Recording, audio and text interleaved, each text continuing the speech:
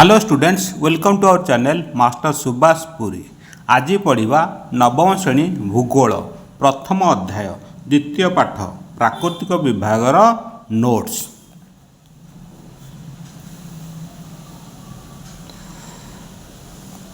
भौतिक लक्षण। भारतीय उपमहादेश दृष्टिगोचर विविध भूरूप अवक्षय और अवक्षेपण प्रक्रिया सहित भू अभ्यंतर आलोड़न हेबा द्वारा सृष्टि होइछि। महादेशीय संचालनवाद कॉन्टिनेंटल ड्रिफ्ट थियोरी। भूविज्ञानी जियोलॉजिस्ट मानक मतरे प्राय 300 नियुत वर्ष पूर्वे ए समस्त 7टी महादेश परस्पर संलग्न होई पांजिया महादेश नामरे कथित थिला। पांजियार उत्तरांश लॉरेशिया बा आगारा लैंड, पांजियार उत्तरांश लॉरेशिया बा अंगारा लैंड और दक्षिणांश को गोंडवाना लैंड कहुए गोंडवाना लैंड कहुला। क्रमे पांजिया खंड विखंडित होई आजिर महादेश और महासागर गुड़िक सृष्टि होइछि। एहा ही महादेशीय संचालनवाद। जानिबा कथा। उत्तर अमेरिका, ग्रीनलैंड, यूरोप एवं हिमालय पर्वतमालार उत्तरस्थ एशियार अधिकांश भाग को नहीं अंगारालैंड गठित। दक्षिण अमेरिका, आफ्रिका, मालगासी, आरब, भारतीय उपद्वीप, ऑस्ट्रेलिया, अंटार्कटिका को मिलित भावे गोंडवाना लैंड कहुला।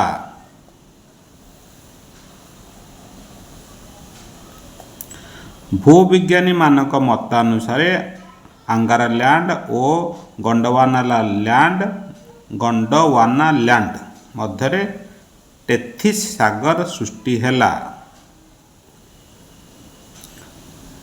गोंडवाना लैंड रो उत्तर आड़कू धीरे धीरे गति फल भारत महासागर एवं दक्षिण उपद्वीप क्रमशः उत्तर आड़कू गति करिया फल टेथिस सागर रे संचित पटुमाटी संकुचित होई सेथिरु भांग सृष्टि हेबारु हिमालय पर्वतमाला सृष्टि हैला।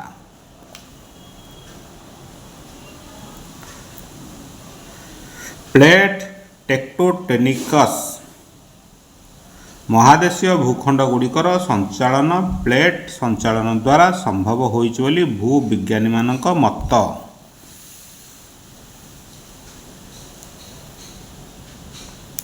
भूत्वक 7टी बृहत और 20टी क्षुद्र प्लेट विभाजित। भू अभ्यंतर आणविक अवक्षय द्वारा सृष्टि हेउथिबा ताप शिला को तरलाई दिए एवं परिचलन प्रक्रिया सृष्टि करे। फल शिलार दुई प्रकार गति सृष्टि हुए, यथा परस्परमुखी गति एवं विपरीत मुखी गति। मन रख, पृथ्वी रे 7 गोटी बृहत plate, Eurasia plate, Bharat Australia plate, उत्तर अमेरिका प्लेट, दक्षिण अमेरिका प्लेट, प्रशांत महासागरीय प्लेट, आफ्रिकीय प्लेट, अंटार्कटिका प्लेट।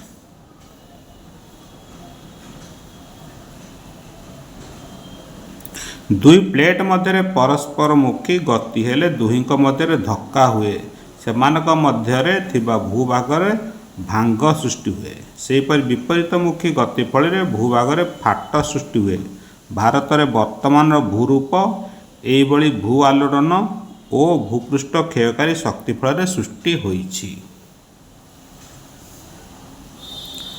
क्षयकारी प्लेटर चित्र।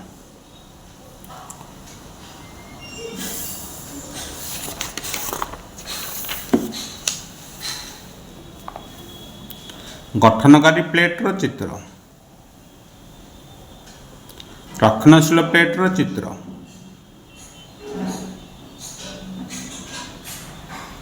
प्राकृतिक विभाग। भारतर भूप्रकृति में अनेक भिन्नता देखा जाए। भूमिरूप ढालू एवं उच्चता भित्तिरे भारत को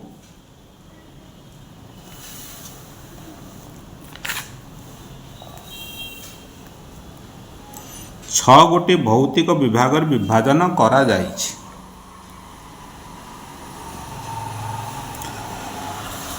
6 गोटी भौतिक विभाग विभाजन करा जाइछि। भारतर भौतिक विभाजन है उत्तरस्थ पर्वतमाला, उत्तरस्थ विशाल समतल भूमि, उपद्वीपीय मालभूमि, भारतीय विशाल मरुभूमि अंचल, उपकूलवर्ती समतल अंचल, द्वीपपुंज एपरि 6 गोटी भौतिक विभाग विभाजन करा जाइछि। प्रथमे पढ़िबा आई उत्तरस्थ पर्वतमाला। पश्चिम पामीर मालभूमि ठारू पूर्व भारत और म्यांमार सीमा पर्यंत 3600 किलोमीटर दैर्घ्य विशिष्ट उत्तरस्थ पर्वतमाला एक चाप सदृश विस्तार लाभ करिछि। पामीर मालभूमि ठारू काश्मीर स्थित सिंधु नदी पर्यंत लंबी पर्वतमाला को काराकोरम पर्वत श्रेणी एवं सिंधु नदी और ब्रह्मपुत्र नदी मध्य लंबी पर्वतमाला को हिमालय पर्वत श्रेणी कहुए।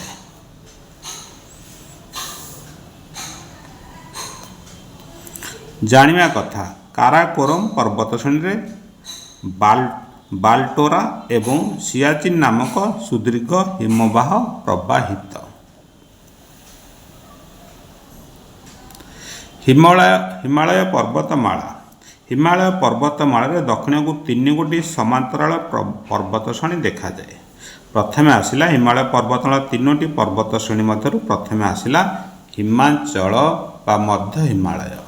हिमाचल बा मध्य हिमालय सियालिकर उत्तर भाग में अवस्थित। उच्चता 4000 रु 4500 मीटर, प्रस्थहार 80 मीटर। पर्वत श्रेणी है पीर पांजाल और धौलाधर और महाभारत पर्वत श्रेणी। डेली हाउसी, धर्मशाला, शिमला, नैनीताल, आलमोरा, मौसरी, दार्जिलिंग आदि शैलनिवास अच्छी। द्वितीय पढ़िया हिमाद्री। हिमाद्री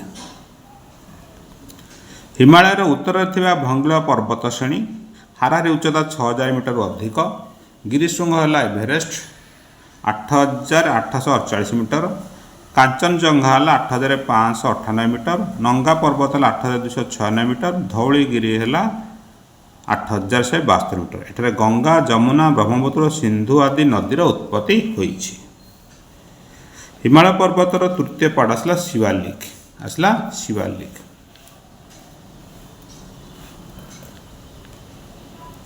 हिमालयर दक्षिणांश काश्मीर ठारू पूर्वस्थ तीस्ता नदी पर्यंत विस्तृत। हारारी उच्चता 1000 रु 1200 मीटर, प्रस्थ 10 रु 50 किलोमीटर। डेराडून उपत्यका ही पर्वत श्रेणी अवस्थित।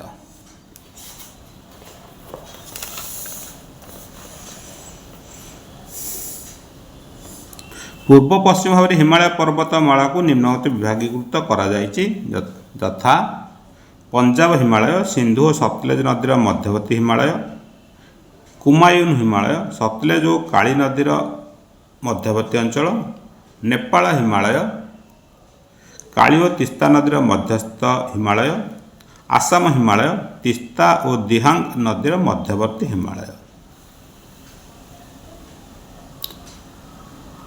Purvanchal eastern hills.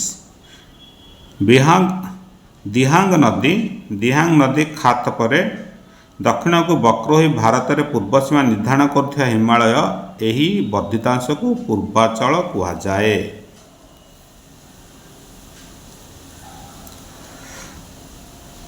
पात कोई बम नागा पर्वत, गारो, खासी, जयंतिया, मिजो, लुसाई प्रभृति पूर्वांचल अंतर्गत पर्वत।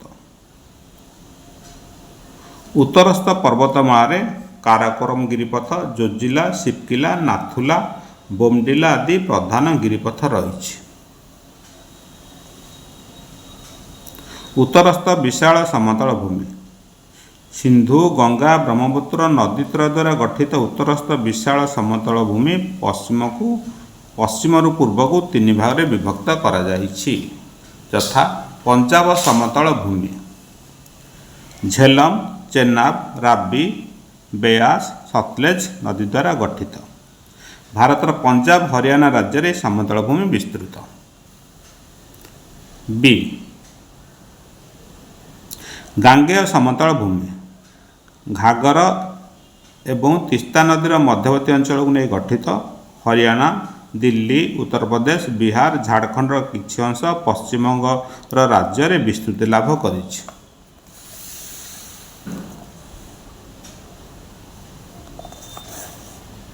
सी ब्रह्मपुत्र समतल भूमि ब्रह्मपुत्र नदी द्वारा गठित यह समतल भूमि आसाम राज्य में अवस्थित।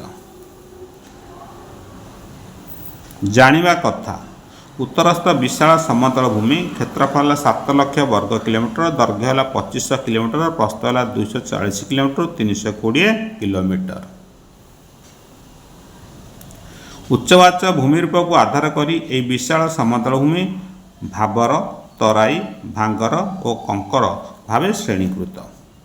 भाबर शिवालिक सह समांतराल भाव नदी मानक द्वारा जमा होइथिबा उपल खंड विशिष्ट 8 ରୁ 16 किलोमीटर प्रस्थ विशिष्ट संकीर्ण अञ्चल को भाबर कुहाଯାଏ। तराई भाबर दक्षिण को सन्तसन्तिया अंचल को तराई कुहाଯାए, जहाँ भी चाषोपयोगी जमी रे परिणत होइछि। भांगर पुरातन पटुमाटी गठित एवं बन्या प्लावन अंचल ऊर्ध्वे पहाच सदृश भूमि रूप सृष्टि होइतिबा समतल भूमिर एही अंश को भांगर कुहाଯାए। कंकर चून गोड़ी मिशा मूर्तिका देखा जाउथिबा अंचल कंकर। खदर बन्याप्लावित अंचल में नूतन पटुमूर्तिका खदर नाम परिचित।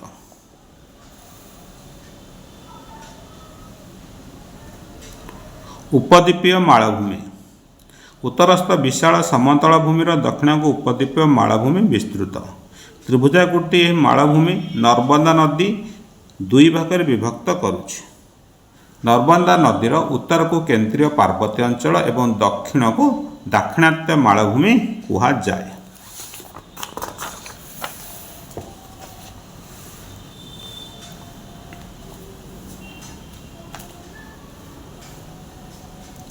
उपद्वीपीय मालभूमि है 2 प्रकार, केंद्रीय पार्वत्य अंचल, दाक्षिणात्य मालभूमि 2 प्रकार। केंद्रीय पार्वत्य अंचल रे को अंचल जाउछि देखिबा। केंद्रीय पार्वत्य अंचल यही पार्वत्य अंचल पश्चिम भाग अधिक चौड़ा, पूर्व भाग कम चौड़ा और पश्चिम रु पूर्व को ढालू। यार पूर्वपट विस्तृत को उत्तर प्रदेश बुंदेलखंड और बघेलखंड मालभूमि, झारखंड छोटनागपुर मालभूमि कुहाଯାଏ। यार पश्चिम रे मालवा मालभूमि रही। दाक्षिणात्य मालभूमिर पूर्वघाट पर्वतमाला, पश्चिम रे पश्चिमघाट पर्वतमाला, उत्तर में सातपुरा पर्वत श्रेणी रही। मेघालय मालभूमि और कर्बी आंगलंग मालभूमि यह मालभूमिर उत्तर पूर्व थिबा वर्धित अंश। दाक्षिणात्य मालभूमिर उत्तर पश्चिम भाग डेक्कन ट्राप लाभा मूर्तिका द्वारा समृद्ध।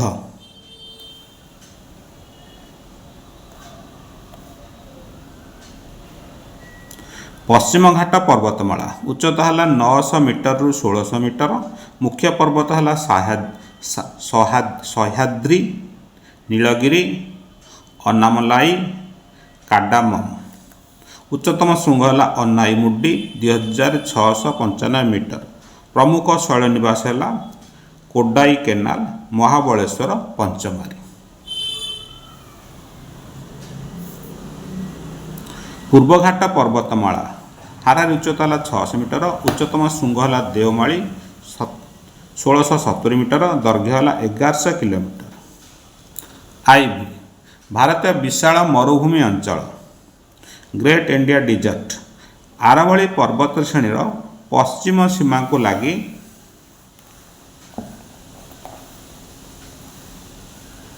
राजस्थान रे भारतर विशाल मरुभूमि थर अवस्थित।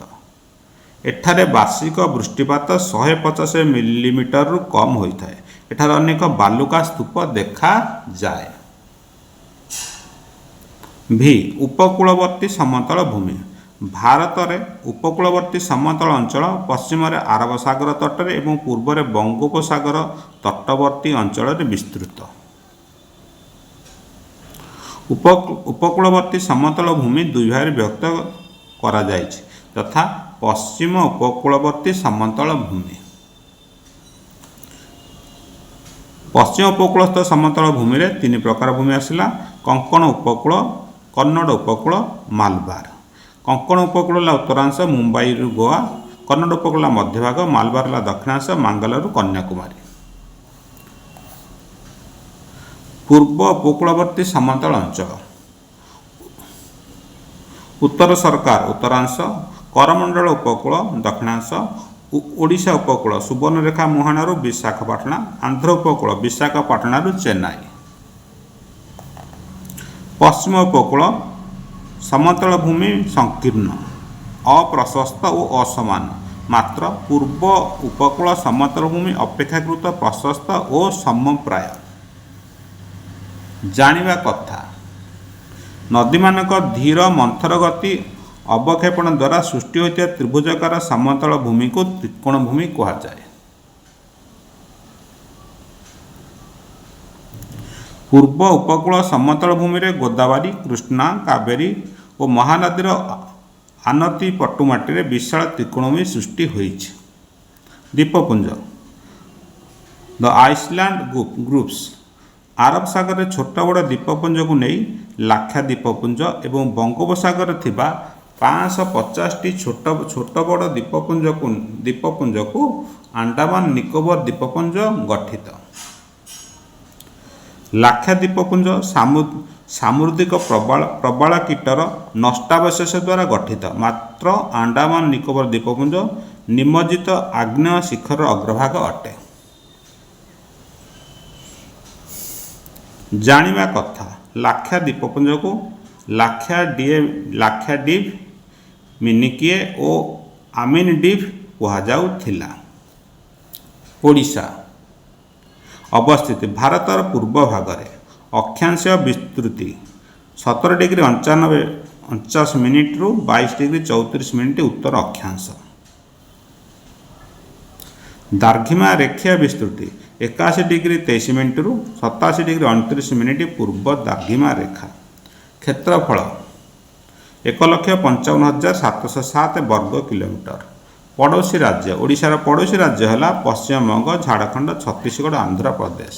ଓଡ଼ିଶାର ଜିଲ୍ଲା ସଂଖ୍ୟା 30, ଓଡ଼ିଶାର ସବ୍‌ଡିଭିଜନ ସଂଖ୍ୟା 58, ଓଡ଼ିଶାର ତହସିଲ ସଂଖ୍ୟା 316, ଓଡ଼ିଶାର ବ୍ଲକ ସଂଖ୍ୟା 314, ଓଡ଼ିଶାର ଗ୍ରାମ ପଞ୍ଚାୟତ ସଂଖ୍ୟା 6798, ଓଡ଼ିଶାର ରାଜଧାନୀ ଭୁବନେଶ୍ୱର।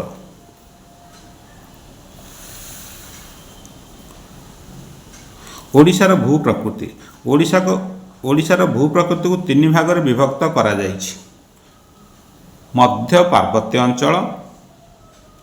ଓଡ଼ିଶାର ମଧ୍ୟଭାଗରେ ଉତ୍ତର ପୂର୍ବରୁ ଶିମିଳିପାଳ ପର୍ବତଶ୍ରେଣୀ ଠାରୁ ଦକ୍ଷିଣ ପଶ୍ଚିମରେ ମାଲକାନଗିରି ପର୍ଯ୍ୟନ୍ତ ବିସ୍ତୃତ। ହାରାହାରି ଉଚ୍ଚତା ହେଲା 900 ମିଟର। ଏହି ଅଞ୍ଚଳରେ ଓଡ଼ିଶାର ଉଚ୍ଚତମ ଶୃଙ୍ଗ ଦେଓମାଳି ଅବସ୍ଥିତ। ଏହାର ଉଚ୍ଚତା 1670 ମିଟର। ମୟୂରଭଞ୍ଜ, କେନ୍ଦୁଝର, ଅନୁଗୁଳ, ବୌଦ୍ଧ, ନୟାଗଡ଼, କଟକ, କଳାହାଣ୍ଡି, କୋରାପୁଟ, ମାଲକାନଗିରି ଜିଲ୍ଲା ଏହି ଅଞ୍ଚଳର ଅଂଶବିଶେଷ। ଦ୍ୱିତୀୟରେ ଆସିଲା ପଶ୍ଚିମସ୍ଥ ମାଳ ଅଞ୍ଚଳ। ପଶ୍ଚିମସ୍ଥ ମାଳ ଅଞ୍ଚଳ ମଧ୍ୟ ପାର୍ବତ୍ୟ ଅଞ୍ଚଳର ପଶ୍ଚିମକୁ ଏହି ମାଳ ଅଞ୍ଚଳ ଉତ୍ତର ପୂର୍ବରୁ ଦକ୍ଷିଣ ଆଡ଼କୁ ଢାଲୁ। ହାରାହାରି ଉଚ୍ଚତା 150 ମିଟରରୁ 300 ମିଟର। ସୁନ୍ଦରଗଡ଼, ଝାରସୁଗୁଡ଼ା, ସମ୍ବଲପୁର, ଦେଓଗଡ଼, କେନ୍ଦୁଝର, ମୟୂରଭଞ୍ଜ, ବଲାଙ୍ଗୀର, ସୁବର୍ଣ୍ଣପୁର, ମାଲକାନଗିରି ଏହି ଅଞ୍ଚଳରେ ଅବସ୍ଥିତ। ତୃତୀୟରେ ଆସିଲା ଉପକୂଳବର୍ତ୍ତୀ ସମତଳ ଅଞ୍ଚଳ। ବଙ୍ଗୋପସାଗର ଓ ପୂର୍ବଘାଟ ପର୍ବତମାଳା ମଧ୍ୟରେ ଅବସ୍ଥିତ। ସୁବର୍ଣ୍ଣରେଖା, ବୁଢ଼ାବଳଙ୍ଗ, ବ୍ରାହ୍ମଣୀ, ବୈତରଣୀ, ମହାନଦୀର ଆନିତ ପଟୁମାଟିରେ ସମୃଦ୍ଧ। କେଉଁ ଜିଲ୍ଲା ଏଥିରେ ଅବସ୍ଥିତ ହେଲା ସମତଳ ଅଞ୍ଚଳରେ? ବାଲେଶ୍ୱର, ଭଦ୍ରକ, କେନ୍ଦ୍ରାପଡ଼ା, ଜଗତସିଂହପୁର, ପୁରୀ, ଗଞ୍ଜାମ ଜିଲ୍ଲାର ଅଧିକାଂଶ ଅଞ୍ଚଳ ଏହାର ଅନ୍ତର୍ଭୁକ୍ତ।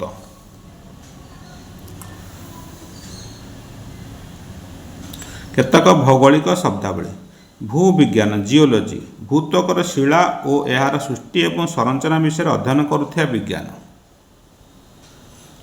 भूविज्ञानी जिओलॉजिस्ट भूविज्ञान में संपृक्त थिया वैज्ञानिक को भूवैज्ञानिक कहुए।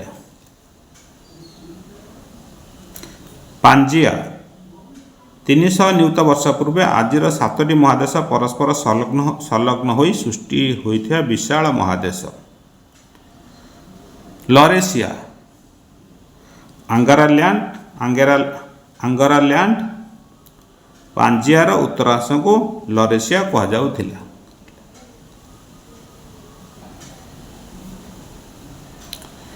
गोंडवाना लैंड पांजियार दक्षिण भाग। प्लेट